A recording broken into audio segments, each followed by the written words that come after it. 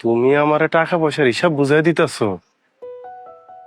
ভাইজান, মানুষের কথা শুনে তুমি আমার টাকা পয়সার হিসাব বুঝাই দিতেছো? তাহলে ভাইজান, আমি তোমার হিসাবগুলি বুঝাই দেবো কেমনে?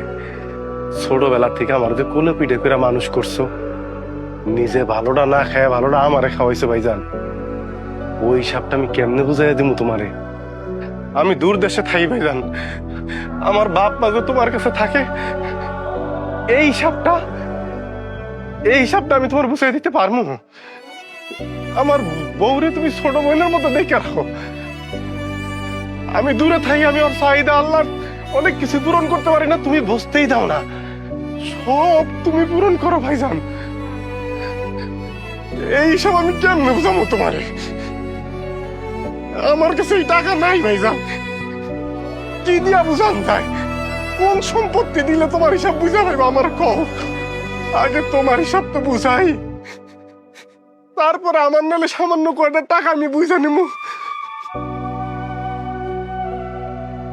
কষ্ট কি তোর একারে জামাল? আমাকে কষ্ট লাগে না? তুই বিদেশ চলে গেলে যখন তোর ঘরে যায় দেখি তুই নাই, তখন মনের অজান্তেই দর দর করে চোখের পানি ধরে পড়ে।